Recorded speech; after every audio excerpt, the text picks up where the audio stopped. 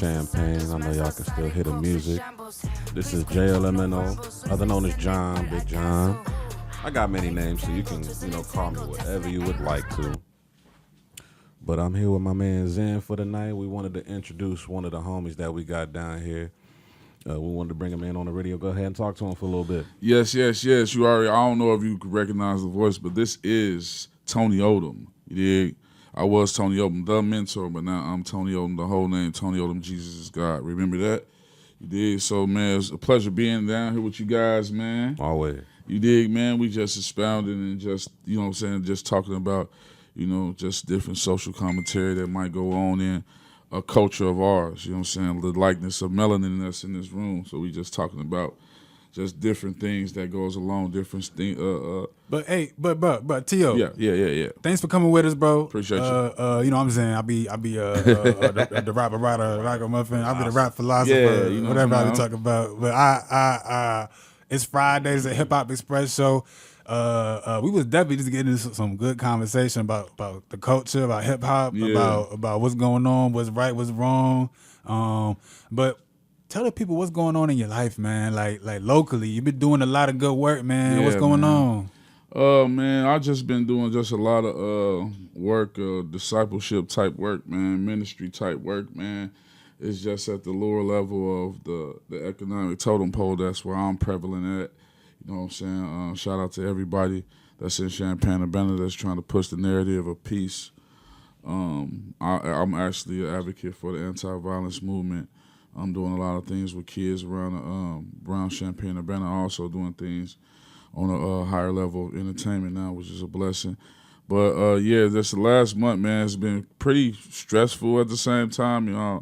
Rest in peace to my little mentee that actually lost his life at the beginning of this month. And he lost it, succumbed to gun violence.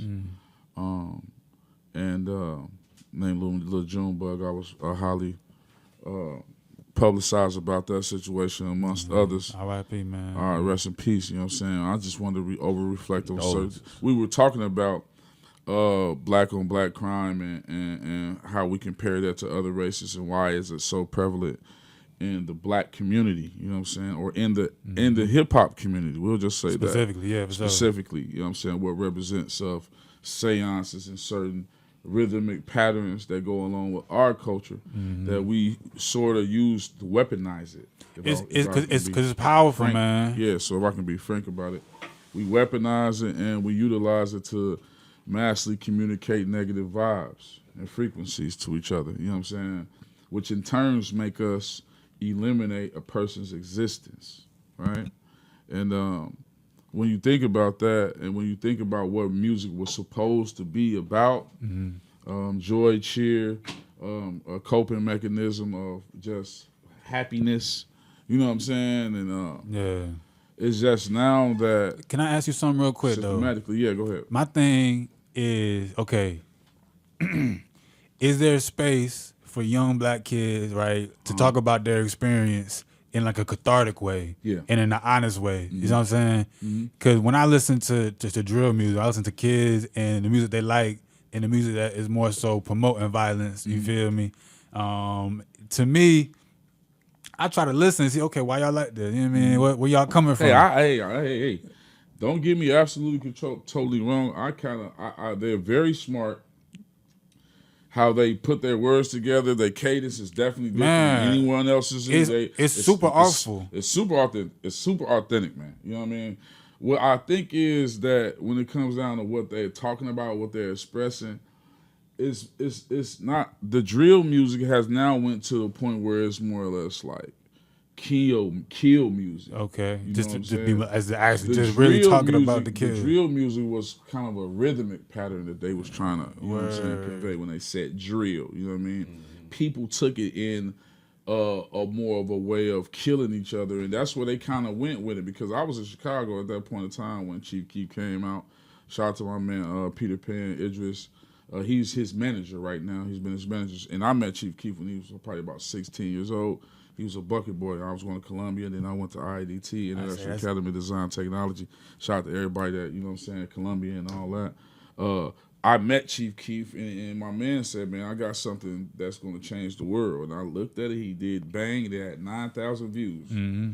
And I said, man, I'm living in Chicago. I said, man. Word. It's just a depiction. I'm looking like, ain't nobody, because you got Twister, you got Do or Die, you got Psychodrama, you got all type of things in Chicago that's trying to, Johnny P and all that. And that time, King Louis was out more prevalent than Chief Keef.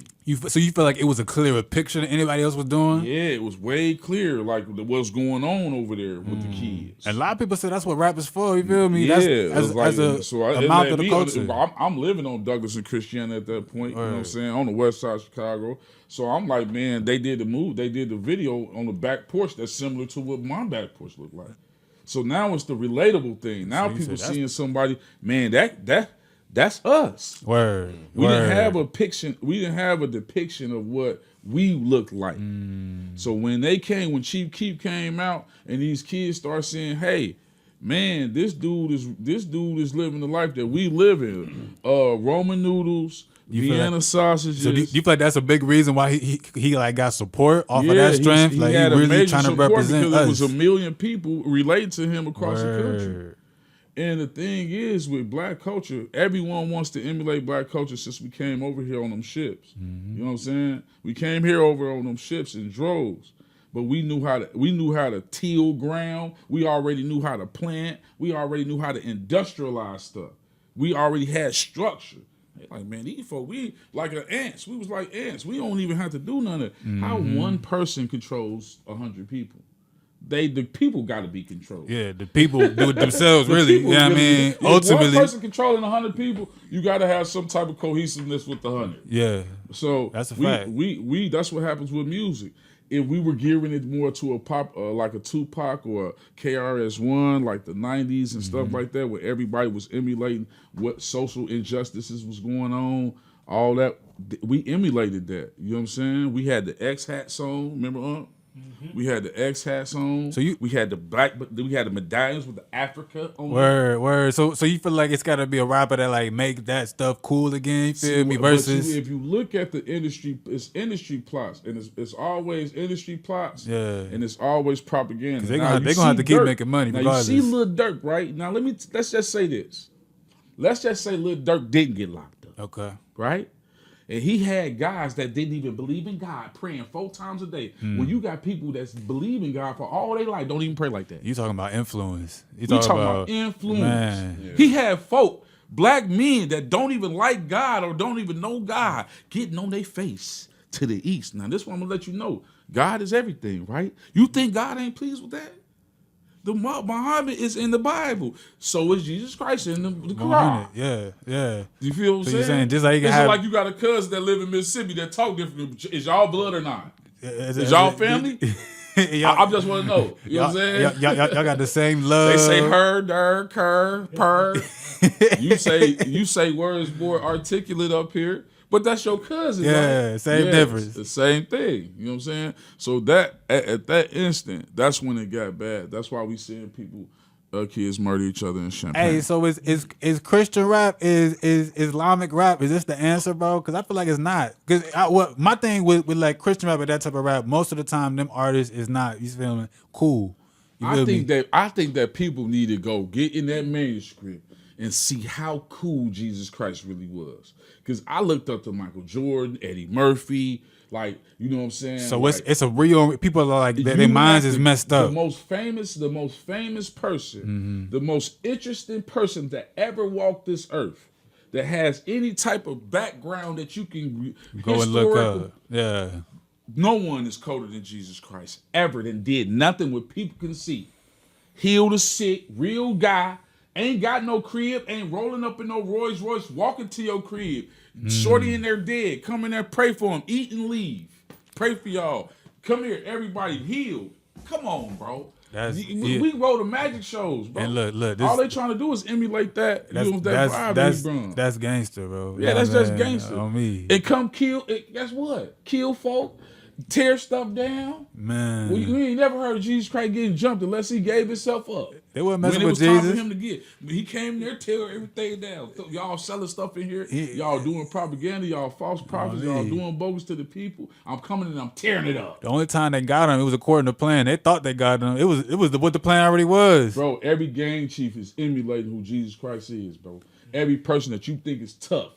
Walter Wheat, Jeff Ford, Minister Rico, Larry Hoover. That's such a powerful idea, Man, brother. Boone Because Black. I think right now, like, most people have a misorientation towards celebrity. People, first of all, they like people because they're popular, because they look good, and so they're following all these people who have such skewed values, who are not putting out nothing that's positive, that's life bearing. You know what I'm saying? So I think, like you say, if they go back and look at Jesus, look at the example that he said. Okay, I'll just say this: if you think Michael Jackson's cold, right? Okay. Which most people do think Michael Jackson. I would have to times it by 100,000. Times it by 100,000. We thought Michael Jackson was cold for the moonwalk. We see when Michael Jackson moonwalked, that was probably about. It was. I remember it. It was a award show. It was an award show, the American Music Awards. I remember as a kid. I probably was 14. And when Michael Jackson turned to, first of all, he was in a group. When the group left, and he did, and it was like, no, Mike finna, because everybody felt like Mike was colder than the group. And everybody wanted to see. So this was like his breakout moment from the fire? Really, this what happened. We broke Michael Jackson up just like we, society, took his life. Ultimately. Because he was so talented, we had to take him out of there. We put so much pressure on him because we magnified his celebricism and who he was. We idolized him in mogul, and we put him on a mogul and really in an idol state. He was just a regular person that had regular talent. Yeah, it's hard to live like that. But what what it is with propaganda and people that's running things, they will highlight stuff. And then they'll program you to think that there's nobody can dance like Michael Jackson. They'll make you feel like Michael Jackson. No one can sing better than him. Because they focus it, they're gonna take your mind off every other person that's talented, and they're gonna focus it. That's what they do now. You see, they choose people. It was Cardi B this year. It was Nicki Minaj before that. They let Gorilla have a year. It's interesting when you know what I'm saying. Think about this. Meg Thee Stallion had a year. Superstardom. Because what it is they controlling the narrative. The people not controlling the narrative. Just like if look at the presidency. If we control the narrative for real, if we really count, if our vote really count, what is the electoral situation for? I don't understand it.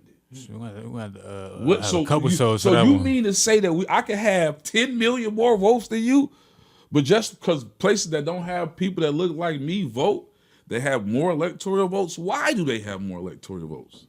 Is it because of the people? No, it ain't that. Because they run the narrative.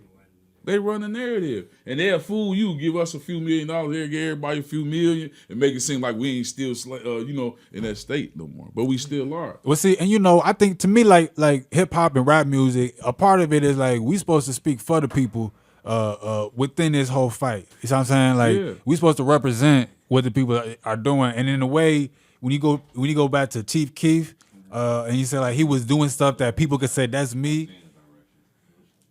Yeah, like he on code with that thing. You know what I mean? He like we supposed to represent. I ask people on the street, what is the point of a rapper? Why do you know what I mean? Like, and they say number one thing to speak for the trenches. That's what I would say. Or speak from if you're from the suburbs. You feel what I'm saying? Speak for whoever where you from, your people, your friend group, your way of being. Speaking for the ones that can't speak. Yeah, a lot of us can't speak. A lot of us was just culture of expression. You know what I mean? It was a way that we express ourselves, like true conversation, rhythmic conversation. Yeah. You know what I'm saying? What's on your mind conveyed on a rhythmic pattern, right? Yeah. So people really let you know what's on their mind, because when you have to think about what you're going to say, that's when you're really going to say what you mean. Yeah. You know what I'm saying? So when when just like the court, like the judges, how they was doing Young Thug and all these people. Now they're wrong because the speech is supposed to be freedom of speech, but this is what it is. In certain instances, if you keep on saying that it's real rap, I tell the truth in my lyrics, I don't lie in my lyrics, when are you going to tell the truth? Right? Like, are you lying or not? Did you kill what's the name over there who out the Bam the Third? Did you or not? Talking about somebody head open out on the street. Who you talking about? No, you're saying that you did this. Are we done? So let the kids know and let the people know. Don't teeter-totter if you're telling the truth or not. See, exactly. and that's I think that's a problem. Straddling the line. That's what I'm saying. So right nowadays, let's just say music is expression. If we just openly say, "Hey guys, hey little bro, I'm talking about scenarios and stuff that do happen in the community, but I don't do that." But I think. So I'm not gonna sit here and lie to you while I'm in Calabasas eating these asparagus spears at a Katana or all these places. And then at that point, they just need to stay away from it. Stay away. I'm saying, do we want that though? Because I feel like a part of it is that it is expression, but it's also honesty. There's an honesty that you can't even you can't tell somebody to grow up this certain way and then make music based on these experiences. Do we want it to just be people representing? Do we want it to just be artists like we was talking about, like a rock and roll artist? They can make these songs, this and that, but it doesn't affect people on a behavioral level. It gets to a point where now all you're doing, you're taking away the creativity of the music and you're just putting out garbage. Now let's just say this: because it's autobiographical, because it's talking about what yourself. If they was talking about feces, or they was talking about stuff that they talking about using the bathroom all the time? Word. You know what I'm saying?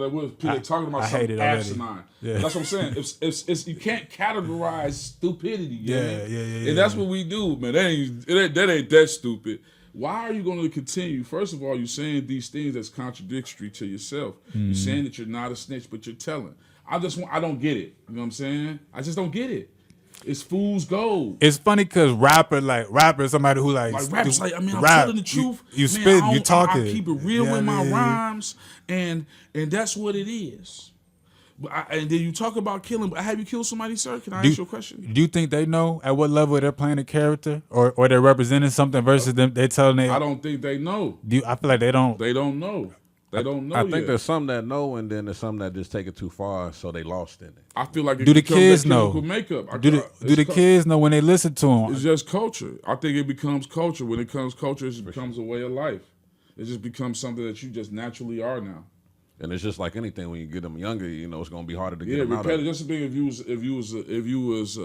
was a fool at 5 and you're 15, that's 10 years of being a fool repetitive. You don't have training. You don't have practice. You're a professional fool at this point. You finished your 10,000 hours in a second. You're a professional fool at this point. Man, you know what I mean? You just said something right there. That's just what it is. So I mean, that's what we're looking at. We're looking at people that's occupations as fools. You know what I mean? That's who they are. And I think if you want to stop that narrative, you got to stay to the beginning. Like you get a brand new computer, the first thing you do is you put an anti-violence protection on it.